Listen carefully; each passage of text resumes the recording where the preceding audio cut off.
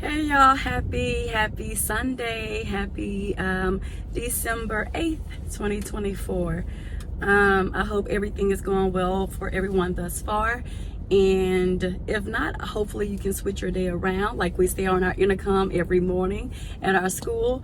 The choice is yours. The choice is yours to have a good day or a bad day. That's what we tell our students. The choice is always yours. But I'm just coming on here, y'all, because I was talking to my niece yesterday and I talked that baby ear off. I didn't even realize how much I was talking, and that's how I know it's part of my purpose, just to share so much knowledge and information with others, because it's something that I can't control. As much as I try to control it, it's something that I just can't. The Lord just made me long-winded, and as much as I try to keep things short, I can't. Like, my niece came to my parents' house at 5 a.m. And she had to be to her school at 9:10 a.m. because she's a cheerleader, taking after her auntie and her granny on her daddy's side, me and my mama. But so she's a cheerleader as she has entered her junior year. She's been cheering for the past 2 years, I think now. So her sophomore year and her junior year. And I was just talking to her, you know, like sharing a lot of knowledge with her just from my past experiences, right? And we got on the topic of boys. And I was just letting her know, like, my first love, and going into more in-depth things. Okay, let's catch on, read between the lines.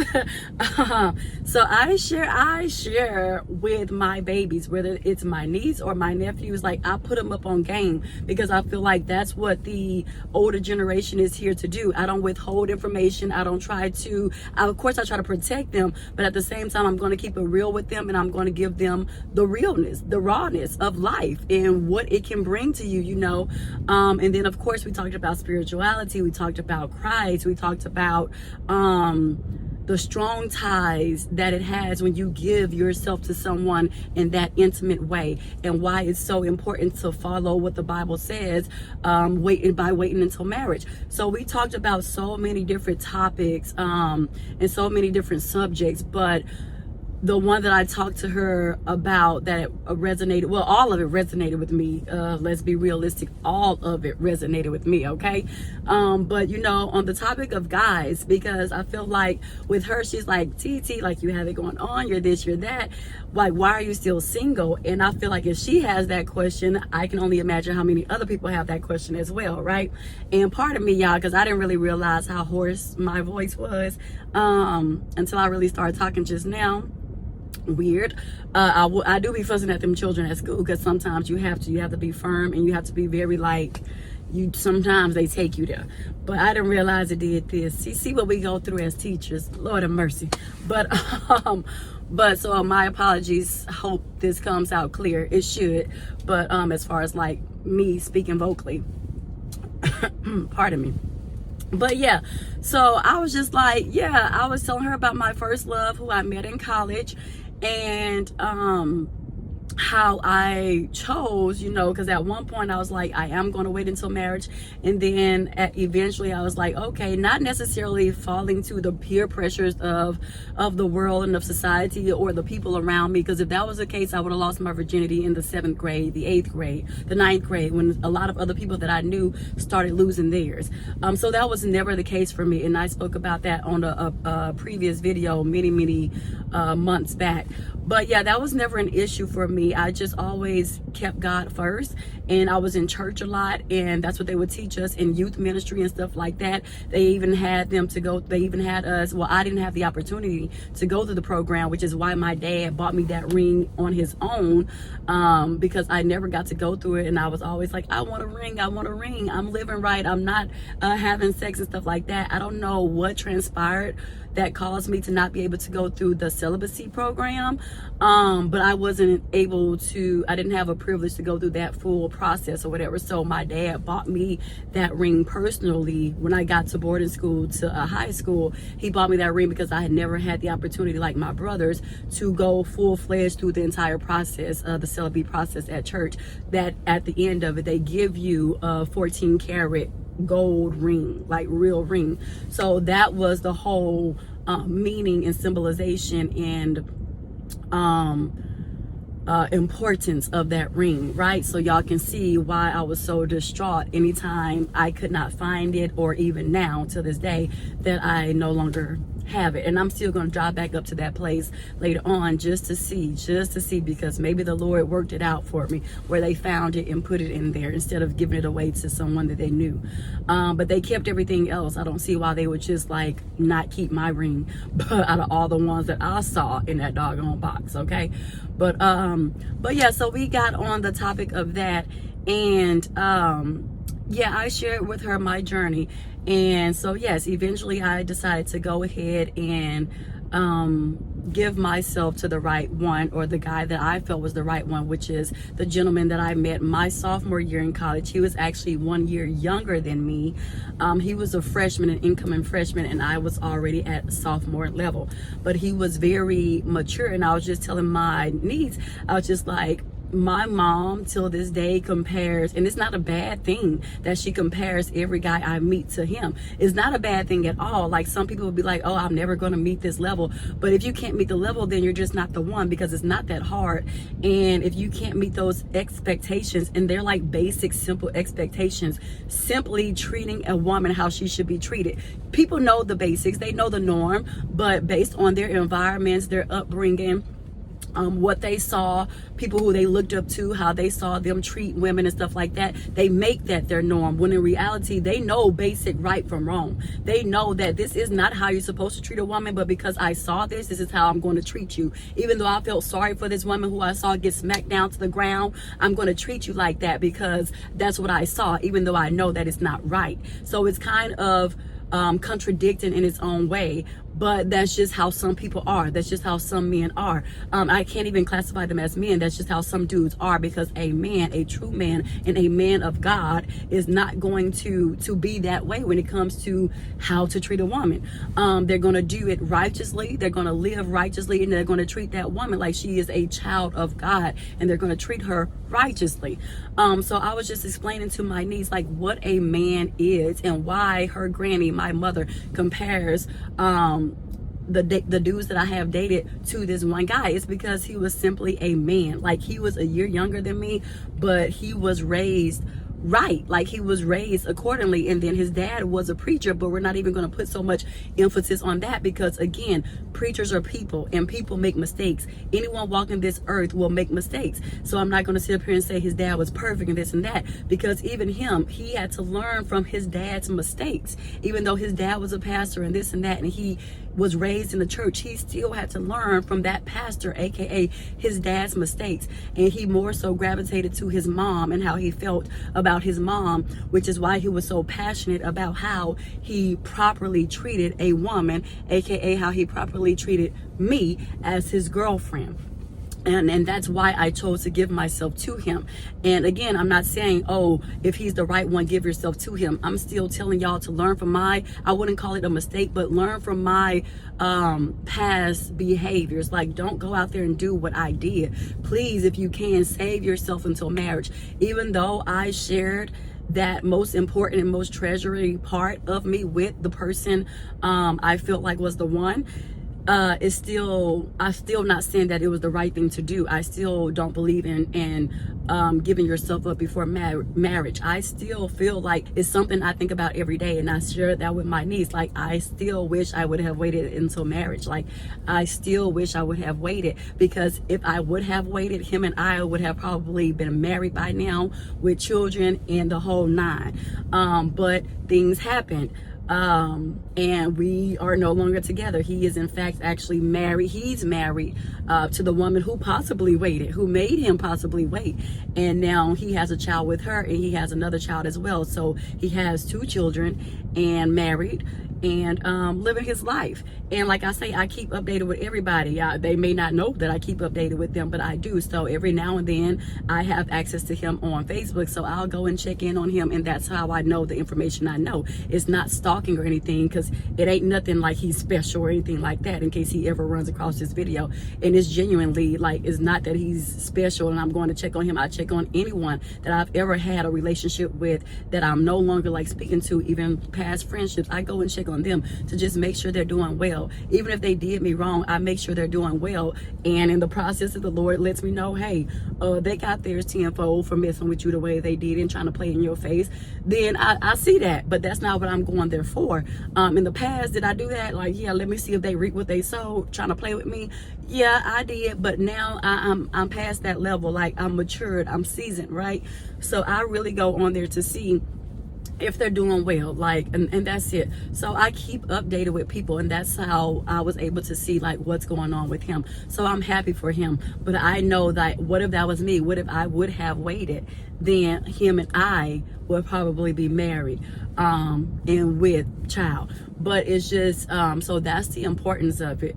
And then again, it's just a stronger tie to other people when you do that. When you give yourself away, it's stronger, it's more spiritual than people realize. And then they wonder why their heads are spinning over this male or spinning over this woman, and why there's murder that ends up happening, because these people are like, no, now you're mine, now you gave yourself to me, I don't want to see you with anyone else. The thought of you even giving your body to someone else is driving me insane, which then leads to people unaliving other people when they have no right to.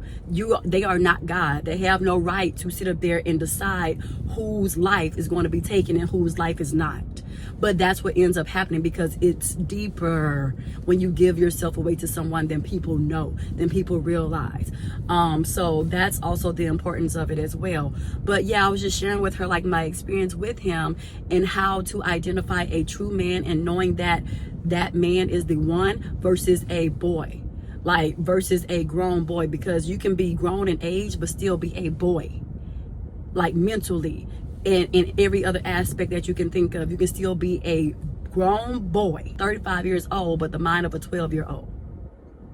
You can be 35 years old with the mind frame of a 12-year-old boy. Same thing with women. You can be 35 years old, but with the mindset and mentality of a 14-year-old girl, a grown girl. So I was just sharing with her like all of that information, and again, just more so how to identify and pinpoint who to immediately X out and who to keep around. Even if you're dating, say she go to college, she'll be a freshman in the next 2 years, she'll be a freshman in college. After she wrap up her junior year, she'll be a senior, and then from there she'll transition into her collegiate years. And so I was just telling her, like with him, with my ex from college, who everyone literally thought we were going to get married, and like I said, we probably would have, but that didn't work out for us in that way. So everything happens in the way that it's supposed to happen, I guess. Maybe he was always supposed to be with the one that he's with. She's the one who waited. That was possibly, I don't know, I'm just assuming. That's the only thing I can think of based on me knowing who he was as a man and as a person. So you know, yeah, I was just telling her how to eliminate. Process of elimination, easy. If a dude is cursing you out, easy. If a dude get loud with you, and you tell him, you check him, don't get loud with me, and he does it again, easily eliminate. There's no reason to keep their numbers in your phone, or to even link up with them again, or even to have a desire to want to see or talk to them again. They are clearly showing you what you're going to be in for if you enter something with them. But a man, a true man, whether they're 1 year older than you, 1 year younger than you, if they are a true man, that's who you stick with. Save yourself for them so that it can lead to marriage, but that's who you stick with. And even in the process of that, see how long they are willing to wait. See if they are peer pressuring you to take it there with them. And if they are, process of elimination, because a real man who respects you is not going to peer pressure you into losing your virginity. That's something so sacred, something so special. They won't do that if they are a real man. And that's what I explained to her with my ex. He was a man. That's what he did. He never peer pressured me. I don't care how many times I spent the night in his dorm. And then when he got his own apartment, he did have roommates still, but it was more privacy, because now you have doors that you can close and stuff like that. Everybody have their own individual TVs. They had one main TV in the living room, but for the most part, and of course everybody shared a kitchen, but for the most part they had their own privacy. And the same with me, because I ended up getting my own apartment with roommates, but we shared the kitchen, shared the restroom, but our own rooms, we had more privacy. So no matter how many times he spent the night at my place, or I spent the night at his place, or before we moved into our own places, I would spend the night at his dorm, stuff like that. And not once did I ever feel uncomfortable. Did I ever feel unsafe? Did he ever peer pressure me? Did he ever touch me incorrectly? Anything like that? It wasn't happening. He didn't let it happen. And I appreciated that so much, to understand the level of respect that he had for me, which then was a reflection of the level of respect he had for his mom. So that's why when they say, see how he treat his mom, see how he treat his sister, that is not, they are not telling you to do that for no reason. It is a reason. And when I say this boy like loved his mama, and the way that he loved me was a mere reflection of how he loved his mama. Oh my gosh, like I feel a way on the inside even when I'm talking about it in 2024, because it's just like, it was a mere reflection of how he treated me. It was just beautiful, beautiful. And so that's the things that you want to look for in a guy. And then just biblically, spiritually, what is their level of spirituality?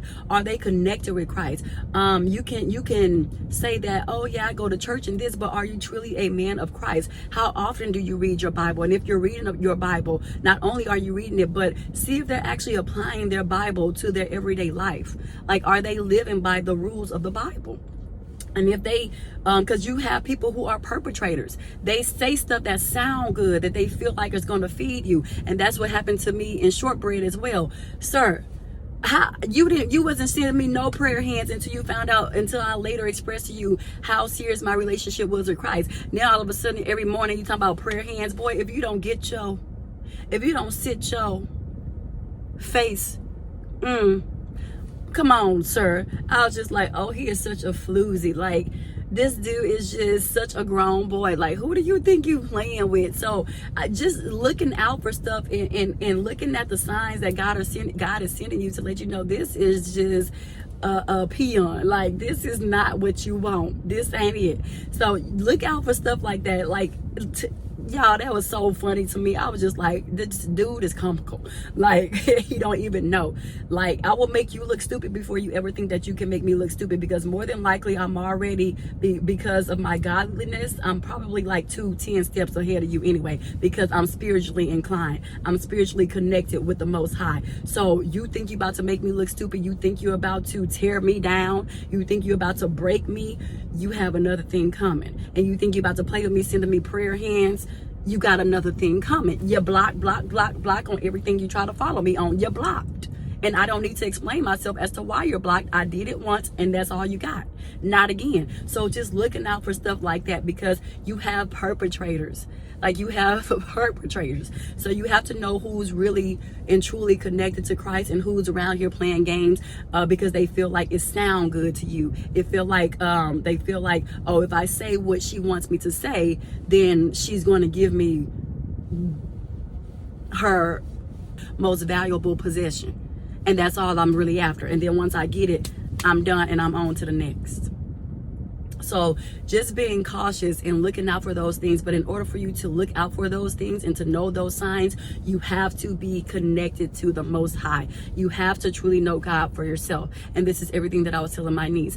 You have to really know that He's real, and you have to want to develop a relationship with Him so you can experience Him for yourself, and that you can be spiritually grounded and well-rounded, right?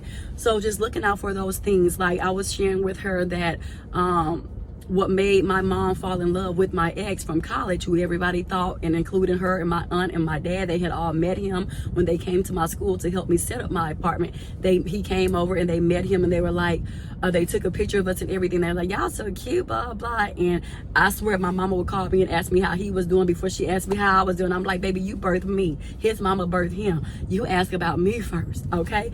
But I wasn't really tripping. I love the fact that she loved him, like, and that my dad loved him and that my aunt loved him. I was excited for him, so it didn't really faze me, but I was just like messing with her about it, right? But still, it was just like I was telling my niece, he studied me to the point where anytime he would tell me he loved me, it was shown. Like, I never had to second guess if he was messing around on me. Like, he always made me feel secure. That's an important thing.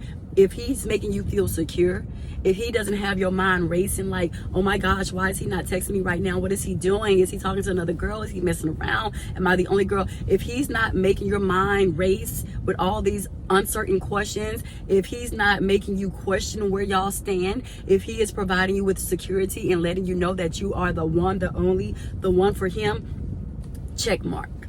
That's one. Next, first check mark spiritually. It's his relationship with God. Do you have to beg him to go to church, or is he waking you up for church? You know, is he reading the Bible, or do you have to buy him his own Bible? You know, he got to already come with it. That's the thing. Some of y'all try to choose and select y'all own man instead of allowing God to guide y'all and direct y'all with the man that he has already selected for you. And that's where y'all go wrong. Y'all try to force somebody to go to church. If he ain't going to church, he ain't going to church. That's a him problem. He has to want that the burning desire to get to know Christ for himself. He can't lead you if he can't even lead himself to Christ. So if you got to buy his Bible and force him to go to church, ultimate red flag. Y'all be trying to fix men. Y'all get these men and want to have them as y'all project fixer upper, and that's y'all fault. That's what y'all need to start taking accountability for. Y'all try to select these men, hand select them yourselves instead of waiting for God, because people get so impatient because y'all are influenced by social media and y'all see all these other people getting engaged, getting married. Y'all go ahead and just select whoever from the bottom of the barrel and try to make them who y'all want them to be. They not at that point yet. They're not at that stage. They need to be there when you get them. Let them go through their own journey. If it's a man like that, they have to go through their own journey. They have to grow on their own journey and get to know Christ for themselves. And who knows, they may not ever get to that point. They may choose to live a worldly life forever. And you got to let them. You need to move on and focus on Christ and let him move and select the man for you. And so going back to my ex, as I say that, so make sure that you are the only one, that he makes you feel and lets you know that you are the only one. And when I was saying that, going back to him studying me, he would learn me. Like, I used to shop online at Forever 21 all the time and have my stuff shipped to me. He learned that about me. That boy used to be like, baby, what size you wear? And I would tell him, oh, I wear this size. I mean, looking at my frame anyway, I've always been petite. So he knew that I was a small, but he was just like making conversation. Like, baby, what size do you wear? And I'm like, small. Not thinking that I would literally not think anything of it, because he was just so like suave. He was just like swoop stuff in there, right? So he was just like, oh, we were just in the middle of conversation. And then I think maybe I was on Forever 21 at that time, which is what made him question, which he picked the right time, because that made me not think of anything of it, because I was already shopping for myself. So I didn't expect him to go backdoor me and shop for me as well. So he learned my style. He learned what I like to wear. He like just picked up on me and peeped me, right? And so Christmas was coming around the corner, and and so I was getting ready to come home and fly home for Christmas. What was I, flying home? No, I wasn't flying home. I was driving home all the way from Mississippi to Houston, Texas. So I was driving, getting ready to drive and come home for Christmas break. And before I left, he was like, oh, baby, come to my apartment so I can see you before you leave, blah, blah, blah. I know you're getting ready and you're packing and stuff like that, but I want to see you, blah, blah. Which we, of course, was going to do that anyway, but he was just trying to lure me over there quicker. So I got there, y'all. It was a whole big freaking box. Okay, I've always been that type of woman of class, okay, period. So you got to come with it. So this boy bought me a whole big box of clothes he went on forever21.com himself. I didn't have to tell him to do nothing. He just saw the type of young woman that I was, and he met my parents and realized, like, hey, this is the type of background this girl comes from. Don't play with my baby. Like, don't play with our baby. We've invested too much in her. So he already knew. So based on that, and then coming from his own background, he was just on it. Like, he was just, I say, such a man. This boy ordered clothes in my size on his own, okay, on his own free time, y'all. And it was like, oh, that's your Christmas gift, baby, go ahead and open it. Opened it, filled to the top, which is clothes. Like, used his own personal money, filled it to the top with clothes for me. Y'all, I got back to my room. When I got back to my apartment, I got back to my room. Y'all, I laid all my clothes out on the bed, took a picture and sent it to my mama. My mama's like, what is this? She called me to my girl, why you spend all that money? Where you get all this money from? And blah, blah. I'm just like, no, I almost said his name, y'all. Such and such ordered this for me from Forever 21 on his own, mama. And then she was like, what? She's like, oh, that's my son-in-law. That's my son-in-law. And my daddy was like, that's my son-in-law. Like, that's my son-in-law. Like, they loved him, y'all. I mean, and even before we just really started dating, like, in depth, when I first met him, like the next day when I met him the first day, and I shared this with my niece, y'all. I am so cheesy. I can be so cheesy, but guess what? It worked. Like, it worked. And because I like to joke. People think I'm serious, and I like to joke. I really don't take myself serious. Like, I am serious, and I can be very serious when it's time to be serious. And when I'm talking about Christ and treating women accordingly, as well as black women treating black men accordingly, and black men treating black women accordingly, I be very serious about that. And I'm very serious when it comes to respect and not playing in my face. In other people's face. So I'm very serious when it's time to be, but I'm actually a jokester, and I'm actually very cheesy, and I love it. I love me. So when I met him, because I know y'all are probably like, well, how did y'all even meet? How did this happen? Blah, blah, blah. How did you get this man? Right? So, and again, I shared this with my niece. So we were in the quad, right? So if you've ever experienced college life, you have what you call the quad, and it's like where everybody kind of hang out and gather around. It's like the place to be. So me and my homegirl, we were outside or whatever, just chilling. Her and I were just talking, standing up talking, and then one of the guys that she took a class with, she saw him, and then he ended up waving, and she waved back, and then he came up to her. And he was like, they were talking about the classes they was taking and asking how each other was doing in that class, to see if they can link up and study and partner with trying to make an A in the class or whatever. But when he walked up with his friend, his best friend. They had went to high school together. Then from high school they came, and they were both freshmen. And my friend, she was a year older than me. So at this point, she's a junior, I'm a sophomore, and then these two freshman guys walk up. So that lets you know how smart they were as well. Light-skinned dudes, beautiful hair, like nice structure. Like, you can tell they were the ones in the high school. They were really them dudes in high school. So very handsome, right? So they walk up to us, they're talking, my friend and him, and then they walk away, and him and I are left there. So we just started talking and then having conversation or whatever, and that's how we end up meeting, right? So it was like meeting through mutual friends, right? So that's how we met in person and stuff like that. So then we talked for a little bit, and he was like, oh, it was good talking to you, a cool girl, stuff like that. And then he was like, but it is so hot out here, I'm getting ready to leave. He was like, man, it's hot, it's burning up. And then as he was walking off, I kind of slid it in there too, my little cheesy corny self. I was just like, yes, that you are. And then he turned around, it stopped him in his track. He stopped, and he was like, what you say? I said, oh, nothing. He was like, man, what's your name? Like, what's your Facebook? He was like, what's your Facebook? Like, what's your Facebook page? And I said, I do have a Facebook, but I'm not on there. But since you're adding me, I'll look out for it, because I know that you're adding me, right? And so I said, it's Jasmine without an E at the end. And I told him how to spell my name, Jasmin, no E at the end of my name. He was like, all right, I got you. Y'all, that boy followed me from the time he walked off. That boy followed me right as he turned away and walked out. I don't know what he thought was so cute about that. It was the most cheesiest thing. And my niece was like, no, TT, when I shared that to her. No, what, TT? Oh, TT. And I was like, it was so cheesy. Of course, she was like, yeah. And I was like, but it worked. Like, it got his attention, and it wasn't like, something that was thirsty or anything like that. Like, that's just how I am. Like, like I said, I don't take myself too serious. That boy was like, it's hot outside. That you are. And then, oh, girl, what? And then that caught his attention. And he was just blushing so big. I was like, look at his little light skin self, just red in the face. He was so cute, y'all, with his little freckles. He had these little freckles. I was just like, he's so cute. And then, so yeah, I was just like, that you are. That boy said, hi, what you say? I was like, nothing. That boy started smiling and laughing and everything else up under the sun. What's your Facebook?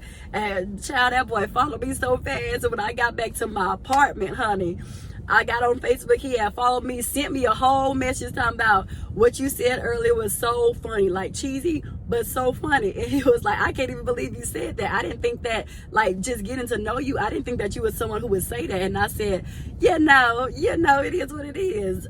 People do be surprised at what come out of my mouth from time to time. But that's how we met. And then from there, we started talking and communicating over the phone and texting and stuff consistently. That's another thing. Consistently. It wasn't a every other day. Consistently. That's how you know a man wants you and only you. Consistently. Every single day that boy was texting me. Good morning, good night. In between classes, he was texting me. Like, and if he was busy working, because we'd had work study and stuff. I worked in a library. I think I can't recall where he worked. Did he work his freshman year, or was it just me? I worked for sure because I was already a sophomore, so I had work study. I don't know if he was working. I think he was just saving from his financial aid or whatever, his student aid and stuff. So I think he had just saved his money that he had got, his return money or whatever. So I think he was just saving that and living off of that at the time. And I was getting that on top of work study. So to be able to pay my rent and stuff, because you still have to pay rent. Each roommate had to pay their own portion of rent. So yeah, so even when I was working at the library or whatever, he texted me. He was like, hey, what you doing? I was like, oh, I'm at work in the library or whatever. He was like, at work in the library? I'm like, yeah. I was like, I do work study, so I'm at work. And he was like, oh, okay. So yeah, I don't think he was working because he asked me that. He didn't really know what work study was. And so he was texting me, and then he was like, have you eaten anything today? Have you eaten anything today? That boy texted me that all on his own, y'all. Have you eaten anything today? Like, just curious. And I was like, no, actually I haven't. I was sitting up here trying to see what I'm gonna get as soon as I get off work. And he was like, well, what would you typically eat? And I was like, oh, well, you know, Burger King or something like that, because we had it on campus. Like, it said like this was our campus, and literally right across the street was Burger King. And then on campus, on the inside of our school, the student union, we had Chick-fil-A, Sbarro, or I don't even know how you pronounce it to this day. It's spelled S-B-A-R-R-O, Sbarro, Chick-fil-A. It was something around the corner. I think it was like a Chinese thing. I think we had like 4 little eating spots in our student union, on the inside of our student union. But I was like, you know, I'll take some Burger Kings, typically what I would eat or whatever. Y'all, this boy popped up at my job. After I told him I worked at the library, that's how you get to know somebody. And he picked on it immediately. That boy took the initiative and was like, he brought me Burger King to my job. He was like, oh, well, what you typically get from Burger King? Just asking probing questions, because he already knew in his mind that he was going to bring me food on his own. And so, yeah, it's like, typically I'll go to Burger King or whatever, and I'll get like a chicken sandwich and stuff. Again, I'm not thinking anything of it, because that was my first time really dating.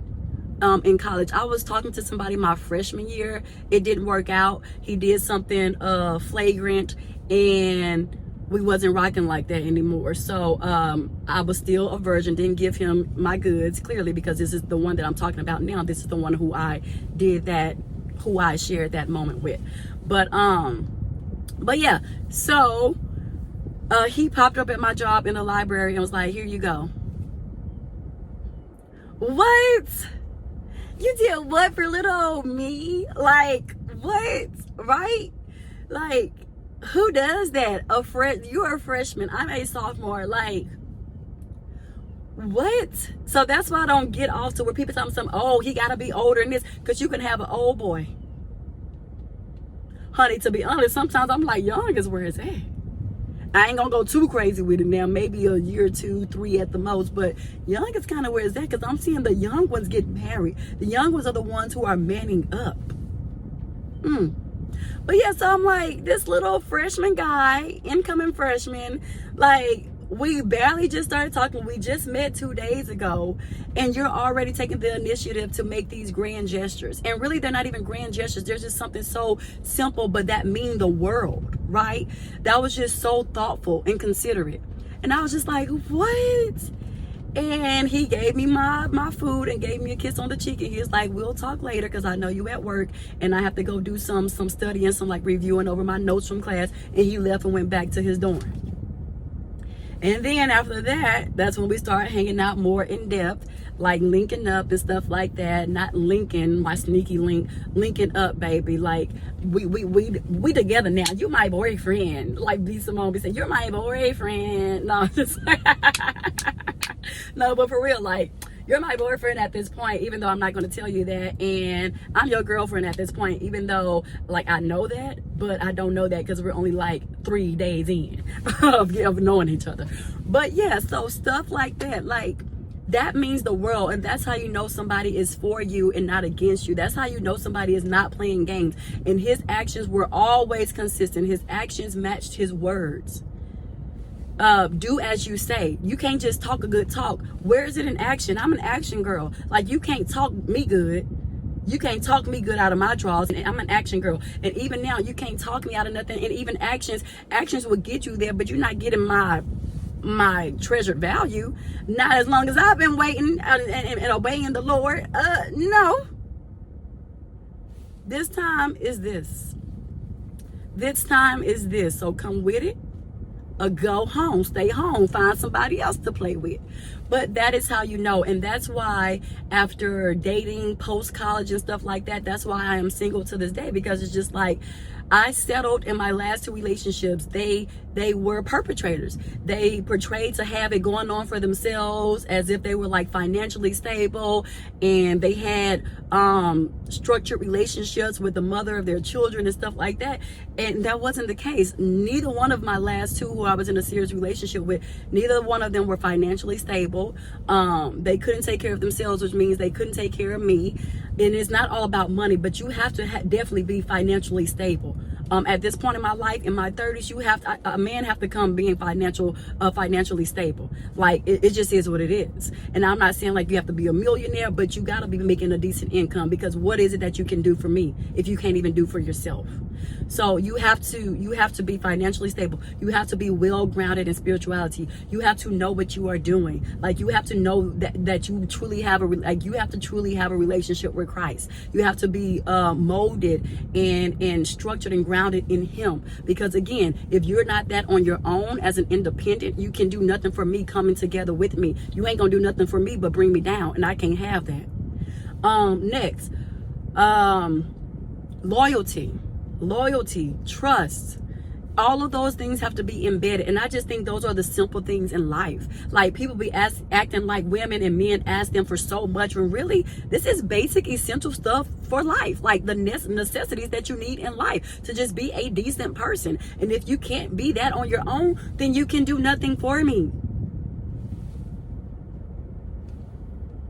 Like, no. So that is why I am single. That is why I have been single since 2018. That's when I ended my last relationship, and I have been content since then. I have been going on my own journey, and I hope they have been going on theirs and finding themselves. I haven't really checked in on them. Don't really care to check in on them, because for what? You did nothing positive. You brought me nothing positive in my life. So for what? And I will never experience that again. Even my parents were like, what are you doing? Like, again, we have to go on our own life journey. And I selected those men. Those are not men that God selected for me. I selected those men. And it was a stupid thing to do. And that's why I'm sitting up here telling y'all, stop trying to select people on your own. Because even me, somebody who was grounded in Christ, even back then, I still chose stupidly. Like, I still made dumb decisions. And I had to learn the hard way. And it wasn't to the extent where it's just like, they were mentally abusing me or verbally abusing me or anything like that. It was just like, you couldn't do for me. You just couldn't do for me. Simple. And one tried something that I'll probably share later on. He tried to do something that could have affected me in a way, but God works on my behalf. God is working nonstop around the clock on my for me, on my behalf. So that didn't break me. If anything, again, they say, well, don't break you, make you stronger. And I'm a living witness. It makes you stronger. Any situation that you're going through is not to break you, but to make you stronger. And I am just that. So when they say strong black woman, it's strong black man too. It's strong black anyone who overcome their adversities and challenges in life. That's any strong person. So it's not just a stereotype. You can look at it as a stereotype if you want to, but strength to me, I find pride in it, because it's like, strength to me just means you've overcome every obstacle that was put in your way to bring you down, to tear you down, to cause you to lose your mind. You overcame that. So you are strong. You're stronger than what you even thought you were able to be, than what you were even capable of being. You're strong. And God made you that way by putting those obstacles in your way so that you can reach your greater self, so that you can realize, I am strength.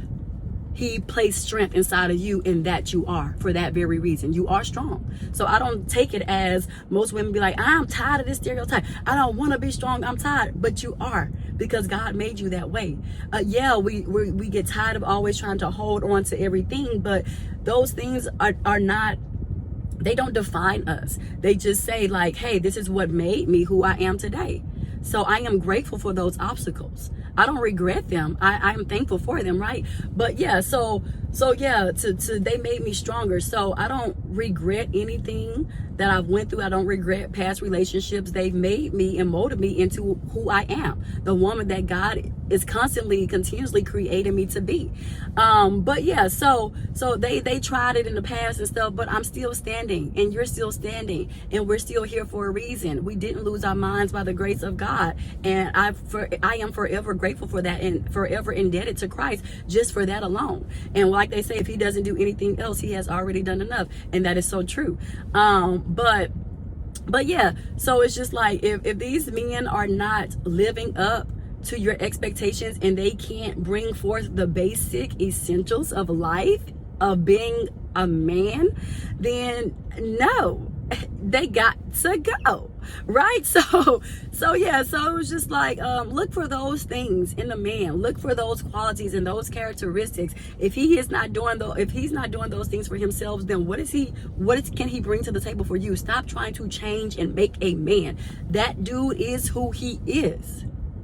Stop trying to say, oh no, he can be better. He is who he is at that point of time in his life. Let him be. And continue working on yourself until God presents you with the one that he has specially designed and created for you. Right? So even with that, going into back to spirituality, this boy already had his own, this man, a young man, already had his own Bible. He was already going to church. He used to call me, baby, you ready for church? Blah, blah. He was already on that path himself because of his background and where he came from. Same with me. I was already on that path myself as college students because of our background, our upbringing. I already had my Bible. But my Bible started to get ran out. And that's another thing he bought me, just because gift. He went to the Bible store, had my name engraved many years ago, and it was like a lime green covering, and it had my name in orange, like embedded in orange.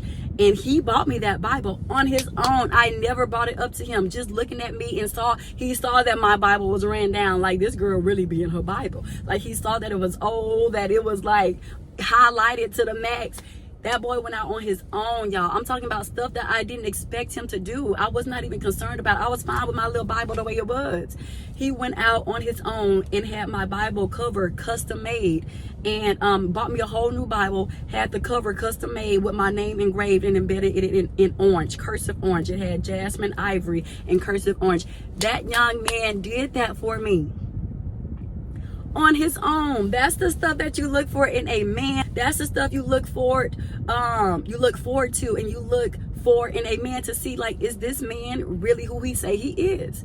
He's going to show you. There will be no doubt, no question in your mind if he is who he say he is, or if he is who he portrayed to be. You will know. You will know off the bat. Stop trying to wait 6 and 7 and 8 months. You will know in 2 weeks. But y'all choose to overlook what you already can see. That is what a man is. That is what a man does. That is what a man is supposed to bring to the table. A man, a real man.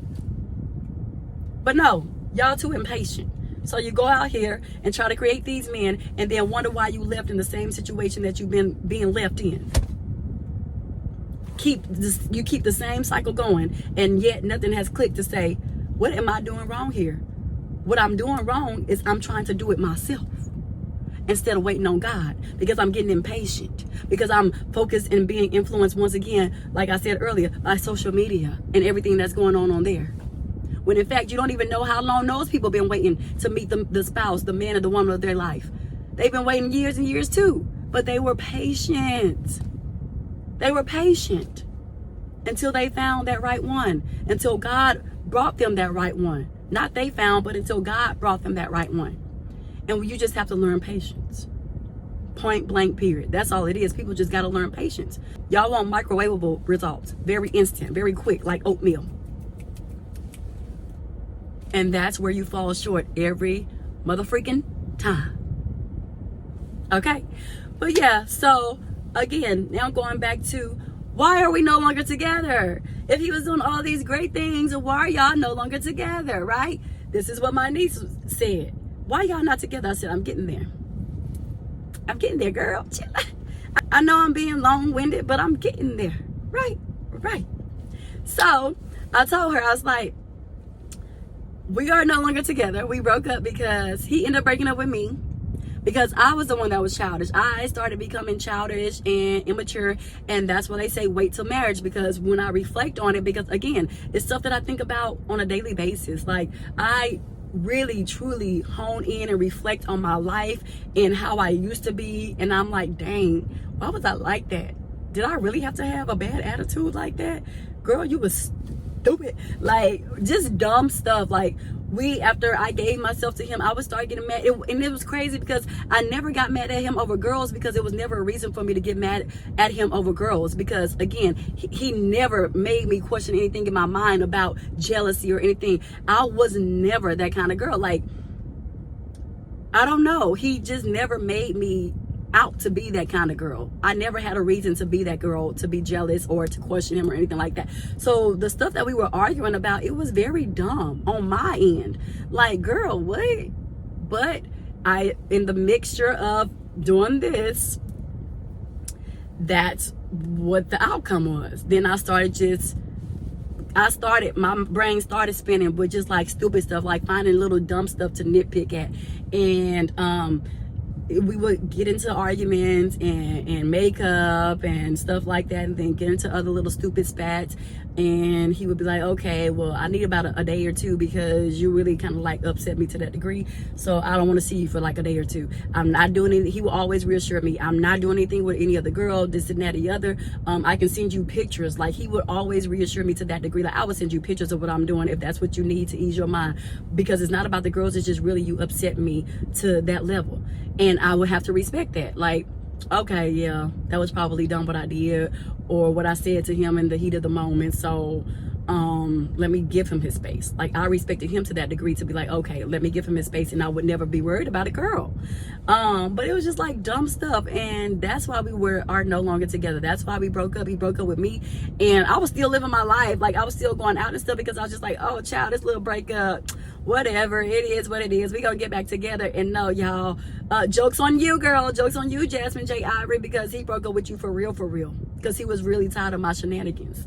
And I was just like, what? So then it was just like a whole thing that transpired after that, because I was like, oh, so we really broken up and blah, blah, blah. And so the time that I was out still living it up, thinking we gonna get back together, y'all, he was going through the emotions of it. Like, he was really feeling like, dang, I'm no longer with my baby anymore, and I'm out living my life. And then once he told me, oh no, like, this is a for real breakup. Once he told me, like, this is a for real breakup, girl, then that's when I started getting to my feelings and really soaking with it and processing the breakup. And then he started living his life, because he had already went through the emotional roller coaster while I was still living my life thinking we was gonna go get back together, because I just knew we were. And he was like, no, like, you need to grow up, and you're not ready for me right now. And he was right. And he was absolutely right. And I'm not a prideful person. I have no shame in my game. I will admit he was absolutely right. I was downright stupid at the time when it came to my emotions. I didn't have any emotional intelligence like I do now. But yeah, so that's why we broke up. It was a me thing, not a him thing. And yeah, just stupid. So just teaching her the lessons of life, like check your attitude, work on your attitude before you get with anyone. If that person is making you think twice about if you're the only one that he's talking to, then leave him, let him go. If he's not telling you and reassuring you like, hey baby, I'm walking to campus right now and I'm trying to focus, it's raining and blah blah, I'm trying to get in this building, so that's why if you don't hear from me, I'm heading to class or whatever. If he's not reassuring you and letting you know why he's not responding to you, when to expect him not being able to respond to you and stuff, if he's not constantly reassuring you, red flag, let him go, let him play with somebody else daughter, okay? But don't be playing with my niece. Okay, so that's just putting her on game, and I'm putting y'all on game too. And just me talking to her allowed me to once again reflect on myself. Like, have I grown? Have I worked on my emotional intelligence? Can I have like jealous moments unnecessarily? And even sometimes like a little bit of jealousy. I never really had it in college, but I feel like now it's like, because if I like you, I like you. Don't be talking to nobody else. But so I still am working on that aspect of myself. Like, we don't do that. Let you give me attention. Let me know that I'm the one. Don't be giving no other people attention, because yeah, that it's not that I'm jealous, but that bothers me. And I think that will bother anyone else, right? That's just natural human emotion. Like, that is bothersome. If you like me, you like me. Why are you flirting with somebody else, right? Again, reassuring you that you are that only one. And if they making you feel jealous and you know that jealousy is not you, you gotta cut them loose, because something's not clicking there for that person to respect that, right? To respect that you are to be assured at all times that it's just you and only you. And it's not that I'm a needy person. I'm not needy at all. Please leave me alone. Half the time I'd be like, oh, please leave me alone. Like, I just want my me time, because I'm so used to having it. But then at the same time, it's just like, I still also know how to operate in a relationship. I'm never going to be flirting with another guy or showing them attention over the person who I'm truly attracted to in the spiritual way, on all aspects, on all forefronts. I'm not going to be giving anybody else attention but you. You're going to know that I want you. So I expect the same in return, and I deserve the same in return. And if you can't give it to me, y'all already know the motto, that big M-O-T-T-O. You got to what? G-O motherfreaking go. Plain and simple. We make life hard. Life is not hard. We make it hard. Because we don't want to get left behind. Well, baby, if I have to get left behind, if I have to get married in my 40s, then so be it. But society is not going to influence me to just rush into something just to say I got somebody. Because you can be getting a stray dog.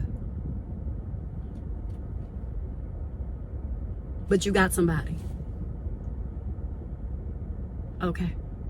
Oh, okay. Whatever floats your boat. But I'm trying to tell you, don't let your boat float for no any and everything, no any and everybody. All right? All right.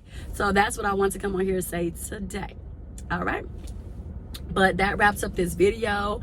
And I hope y'all little questions that's been lingering, or if you ever had any idea like why, or wondered why I'm single and this and that and the other, that's why. And why I'm waiting, because that's why. Like, I'm waiting for God. I'm not going to keep doing things on my own, because clearly that didn't work out too well for me. So yeah, so until I feel like I have another love like the one I had in college, then it's just not happening for me. And it's not a comparison thing. It's just now I know what I want. And I had that. I'm more clear on what I will accept and what I will not. I'm more clear on process of elimination. Gots to go.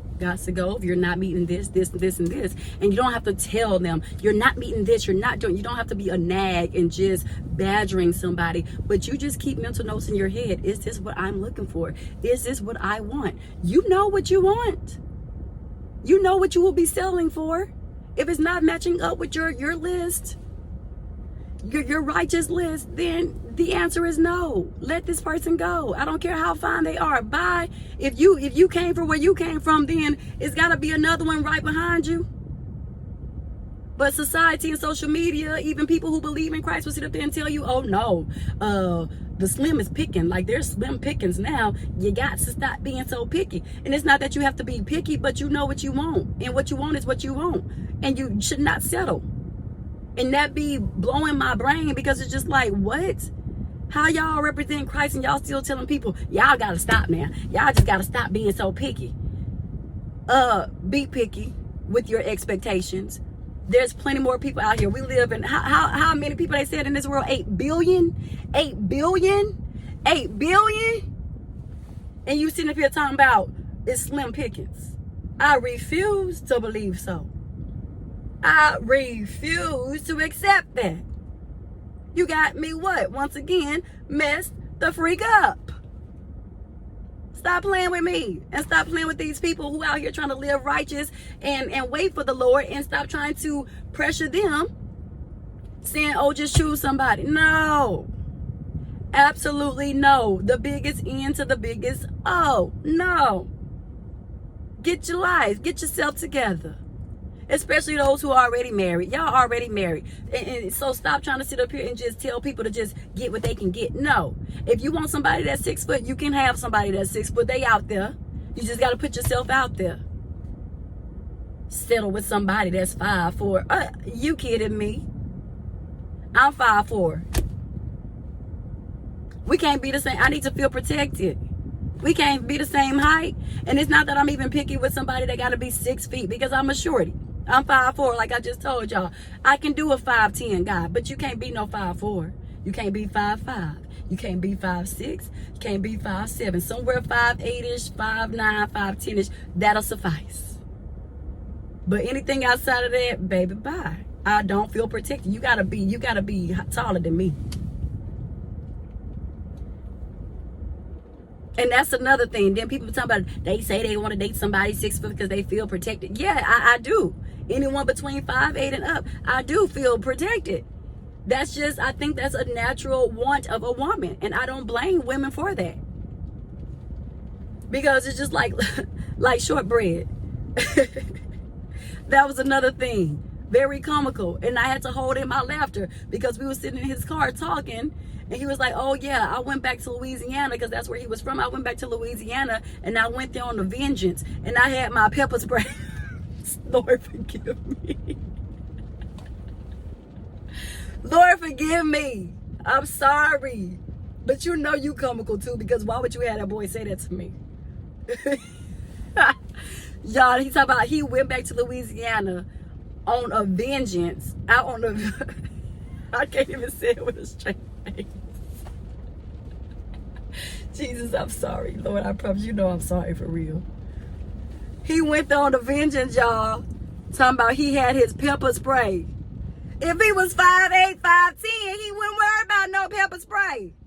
That's my job. I carry the pepper spray as the woman. What you doing carrying pepper spray? Oh, Lord, no, you got to go, because you kidding me. Talking about, yeah, I sprayed my uncle, and then I went to work on him. Y'all, I wish I could make this up. I'm not lying.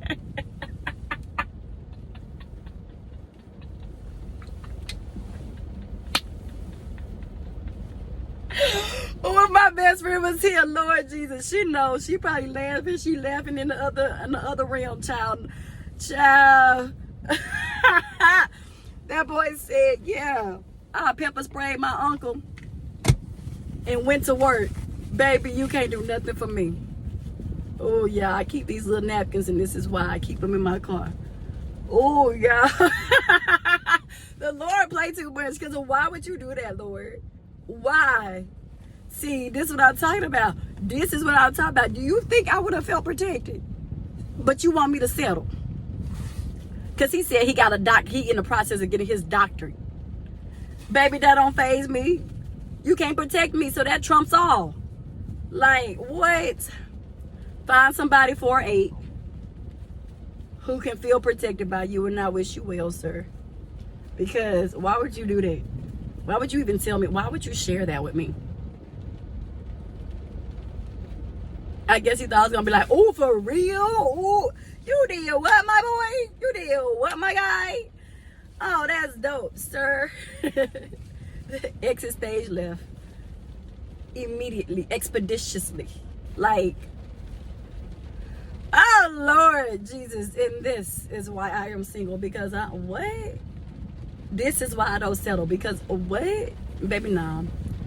Find me somebody else, Lord. Get me somebody else. I know you know. You know the desires of my heart. You know exactly what I want. You know exactly what I'm looking for. You know exactly what I also need on top of what I want. You know what I need. So give me that. Stop playing. Let's stop playing at this point. Let's stop playing. I'm about to be 35. January 30th, 2025. Upcoming, okay? Stop playing with me. And I had to hold in my laughter, y'all. I had to hold in my laughter because I was just like, boy, what? I didn't want to make him feel embarrassed, but sir, you did what? Lord have mercy. Have mercy on us all. But all right, y'all. Y'all. Woo! Let me get off this thing, child, because y'all have me up here cutting up.